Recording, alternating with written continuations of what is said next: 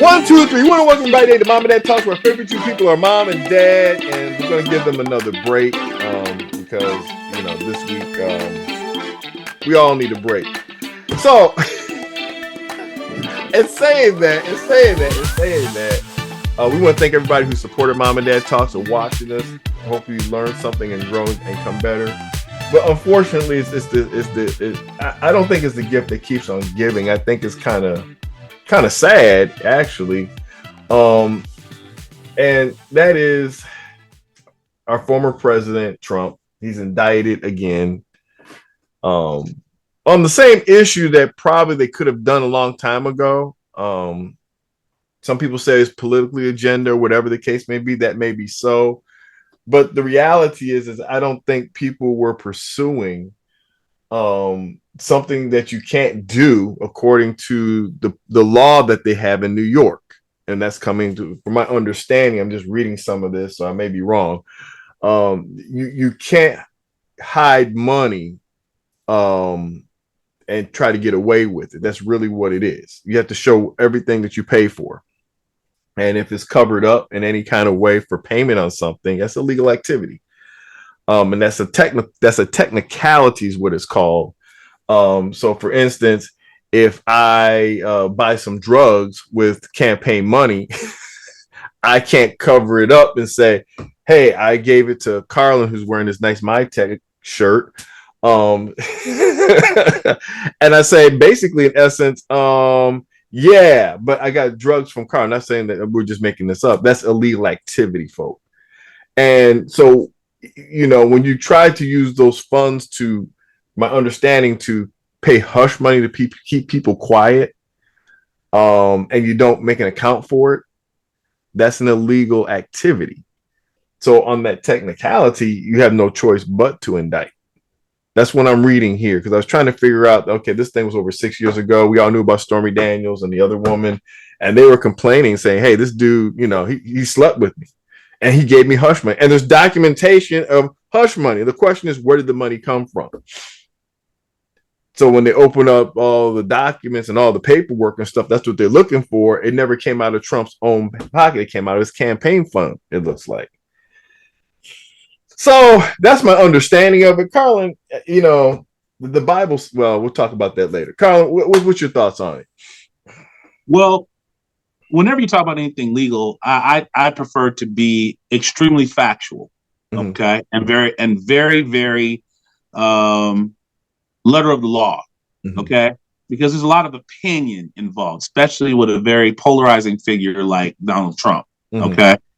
So let's be clear about this. As you and I are taping this, the sealed documents have not been unsealed yet, and they won't be for 3 more days. Tuesday, so we're doing this 3 days ahead of time. We'll know. There won't be any question as to what the indictments are about and what the validity is of their, being executed now are.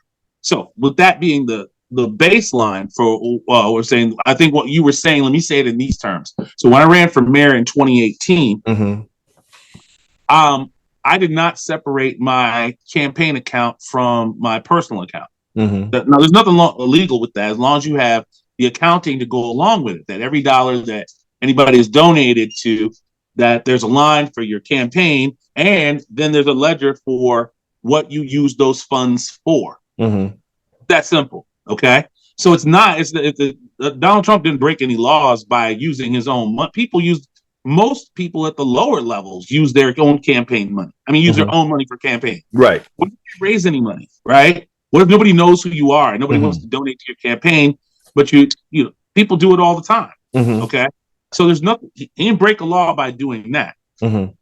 But when people donate to your campaign, as they did to his, and you don't have the accounting to show what you used their money for other than your campaign, things like ads on TV, postcards, radio ads, you know what I mean? Expenses for your campaign, your suit dry cleaning, all this other stuff, right?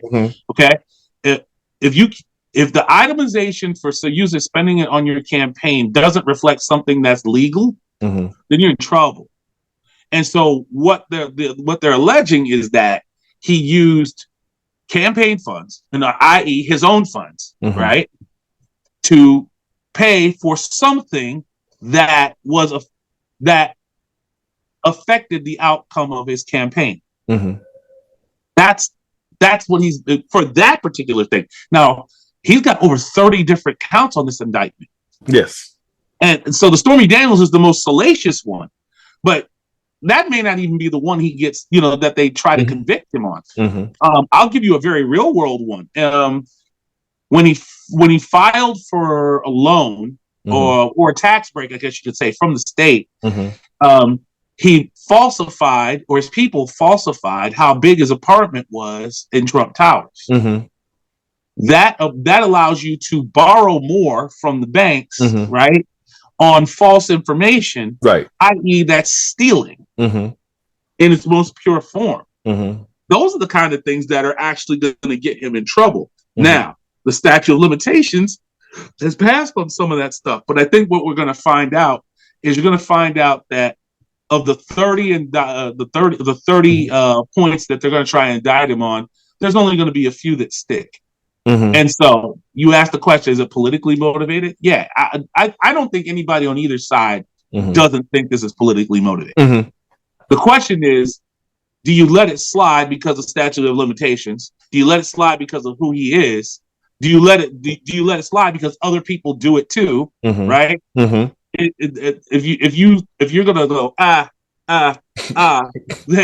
then yeah, you're gonna land on it's politically motivated because there's one side that doesn't want him to run again. So I think that's where we have to begin with all of this. Is it legit? It's legit. Is the timing of it questionable? Yeah, the timing of it is questionable, right? Is he going to? Should he be indicted on all 30 counts? We don't know because we haven't seen him yet. Right. We just know what we know about the most salacious one with Stormy Daniels. That's all we know right now. Well, and there's another lady that showed up in there that claimed the same Karen thing. Google. Yeah, and so it's. I mean, I think the thing about it is it's the intent and the real thing is when I'm just reading the article, folks, just reading the articles, is that his former lawyer is the smoking gun. Well, I have something to say about that as well. Yeah, and we're talking about Cohen, yeah, right? His lawyer/fixer, depending on which news channel you watch. One will refer to him as his former lawyer. One will refer to him as his former fixer. Again, it just shows how ridiculously divided, or we can't even agree on the terms of how we refer to people. He is a convicted felon. He did perjure himself on 9 counts. But let's be clear about something. He perjured himself at the direction of Donald Trump. Yes. He did it because he thought Donald Trump could protect him while he was the president of the United States. Donald Trump did not protect him. Basically, he left him hanging out to dry. And so Cohen basically turned his entire back on him and like, yeah, I lied under oath. He went to jail. He paid for his lying under oath, right? Right. Now he's fighting for his credibility. He's like, oh, well, he lied under oath, so he's lying about this. No, that does not. Let's be real, people. If you're being factual and actual, it does not. Just because somebody lied once doesn't mean they lied twice. Now you don't have to trust them. I wouldn't necessarily trust somebody who had lied under oath, right? But it does not automatically mean that he's lying. He's already served his time, so he really has nothing to lose. He's already lost it. So now the question is, okay, big boy, I did my time. You're going to do yours. That's his whole attitude. And so when we're saying this, he did not lie on his own. He was told to lie, and he did it because he thought he had immunity with the president of the United States, and he didn't. No, it's almost like a jilted woman. You know what I'm saying?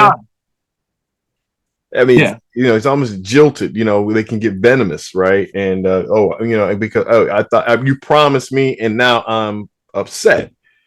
And so, unfortunately for him, I can see why you have some venom. Like, dude, you promised me, and you didn't do anything for me. You can't get mad. And I think this is going to be his problem going forward with the bigger things, the January 6th stuff, the Georgia election stuff. That's what's going to be the fly in the ointment for him. Is that There were people that went to bat for Donald Trump who thought they had immunity. People on January 6th who stormed the Capitol, and he went on record and said, "I think they deserve pardons." You can't give a pardon if you're not the president anymore. So they're out there to dry. Now the question is, who's gonna sing like Cohen? You know, who's gonna say, "Look, I'm not going to jail for you. I just wanted you to be president again," right? And there's a whole lot of people like that. They're like, "Look, I don't like the other side. I wanted you to be president again, and I did something to make you president again, and you said that you would protect me, and you can't protect me. So guess what? I got to protect myself." And that's what you're going to run into going forward with these bigger cases.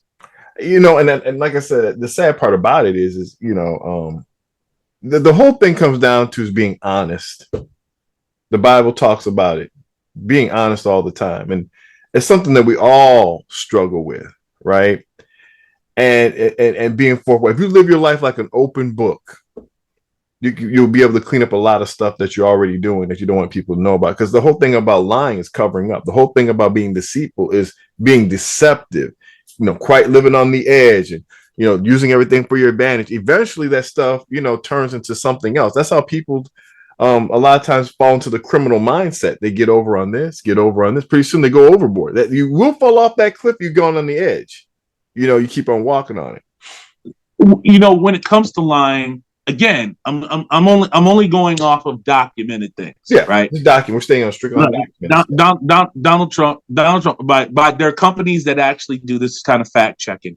Donald Trump, when he was president, was the most documented liar in public. Yes, he was telling 6 to 7 lies a day on camera. Okay, now there may have been little things, right? And you know, and there are supporters of him who will go like, "Oh, that didn't hurt anybody. That didn't hurt anybody." And true, let's be truthful. Maybe it didn't, right? Little white lies or whatever. And you can argue that it does because you're the president. But let's just say, for the sake of argument, he was like, you know, I knew all about you know, the Russia and Ukraine war, and I can fix it in one day. That's a lie. You know, you can't fix it in one day. Actually, that is on videotape somewhere. I just saw that before we came. Okay. Did that hurt anybody? No. You could argue yes. You could argue no. Let's say no. Right. But if you do it, if you lie enough times like that, the volume of that means that you're going to have to lie in order to keep that going. Right. And we all know the basics of it. This ain't even really about Donald Trump. This is about, you know, humanity and the way God wants us to live. Is that it's to break the cycle of lying, you have to stop. Right. And if you never stop, it's pretty simple. You just keep lying and lying and lying and lying. And eventually there will be people, if you are a public figure, that will live their lives according to your lie. That will do things on your behalf according to your lie. Again, let's take out the subject of this for a second. Yeah. Remember Jussie Smollett? He lied about being attacked by some racists. Yep. Right? Okay, there were people who went to bat for him. Not a whole bunch, because I think a lot of people suspected he was lying. But, you know, there was holes in his story from the beginning. Yeah. The bottom line is that there were people who risked their own reputations for him. Yes. There were people who took action, whether it was little things like protesting or standing up to their boss who said something at the water cooler. There were people that actually lived their lives according to his lie. Okay, now let's bring the subject back in. He's not the only person that does it. He's the president of the United States. And excusing 6 little lies a day, and he spent how many hundreds of days in office? That's thousands of lies. Yeah. Right? And there are people who actually put their trust in him. Now the answer is going to come, the response will come back. Everybody lies. All politicians lie. And you know, guess what? Everyone does. Everyone has told lies. Everyone lies, but not to the magnitude of moving an entire segment of the country like that. I know politicians. I'm friends with some politicians. I know some people on Capitol Hill. I know a lot of people on Capitol Hill who have not told the truth about certain situations. right? Either out of ignorance or willfulness. And there are people that live their lives according to those lies. Yeah. All around, it is an abomination. Like the Bible says, lying lips are an abomination to the Lord, but they that deal truly are His delight. There isn't a whole lot of delight in the United States right now. No. And you bring up a great point here before we get off here is that, you know, we have a thing called fact checkers. You couldn't even trust. It used to be you could trust the news media, but Fox proved you can't even trust that. Well, it isn't just Fox. Let's be clear. You're right. It's not just Fox. CNN, MSNBC, and I want to put this little caveat in. Yeah, put this caveat. Whenever there's something like this, you know, this is historic. We never talked about indicting an ex-president before. Right. This is going to be a hugely historic, and it's going down in history books no matter what. Whether he's completely exonerated from it or whether he gets convicted of it and has to have some consequences from it. Either way, it's going down. But I do want to say this. I watch all of them so that I don't get stuck in the wrong context. I do believe that you can come to an informed opinion when you are mature enough to ingest information that does not align with your core opinion. Okay, so it ain't just Fox that's lied about stuff. It's CNN's lied. They all lie. In fact, the news media tends to lie. Again, but they don't just lie. There's some truth in there as well. They do tell the truth. Well, so you have to be mature enough to filter it. But see, that's the whole point, Carlin. The whole point about a lie is telling a bold-faced lie is just totally false, right? But to carry a lie, there has to be an element of truth for you to believe it enough that you want to believe it enough to go along with it. And I think that's what we're talking about is that people are not using their minds to really see what's really there. They want to believe something totally off base, but it's just enough truth. That's good enough for me. Lack of critical thinking. That's what it is. Lack of critical thinking. Do you take the time enough to dissect what you have just heard in order to line it up with facts? I mean, how can we line this completely up with facts about this indictment when we haven't even seen the indictment yet? I'm talking about on one side or the other. I'm not even talking about, and this isn't even about giving him a fair shake. No, this is just about the facts. Yeah. So when the facts do come out, that's when you're going to find out. That's when you're going to find out what the baseline is, and the baseline is going to be. It's in court. Unfortunately, I've been to court before. Okay, not for my own reasons, but as a witness or whatever. You know, it's not about. It's not about completely about the truth. It's about what you can prove. Yeah, and it's very, very, very hard to prove a lie. That's why you have to let things go to court. You can shade things a certain way. You can get an outcome that you may desire by manipulating certain things. But at the end of the day, it's all about what you can prove. Yeah. So he hasn't been able to prove any of his accusations. Hasn't been able to prove that it was stolen. In fact, that all the evidence says otherwise. There's conspiracy theories. There's conspiracy theories that you could counter that all day long. But bottom line, you got nothing, and you can't prove much of anything. If they're able to prove some things against him, I mean, again, the money was paid to Stormy Daniels. That's not arguable. No, the money came out of his account. That's not arguable, right? The question is, when it came out of his account, was it the same account that people donated money to for his campaign? And we won't know that until they unseal the documents. And that's the point. Like I said, and what I brought about Fox News is that Fox News, this indictment of this $1.6 billion lawsuit that this company's posing against them. Fox News was like, Dominion. Dominion. Yeah. And these guys, they say it's hard to crack their stuff, prove that our stuff is cracked. They couldn't prove it. And pretty soon they just flat out said, hey, man, we knew this was messed up. When I was reading the article, it was blowing my mind. Fox, I mean, Rupert Murdoch was like, yeah, we're going to fix it. And you got a lot of people in the United States that still believe this lie that the election was rigged. And this is a subject for another time, but I'll make this my last statement on this. Okay. Fox News finds themselves in a precarious position because they represent They represent a side that has unfortunately in the last 7 to 8 years embraced conspiracy theory. Yes. As their platform.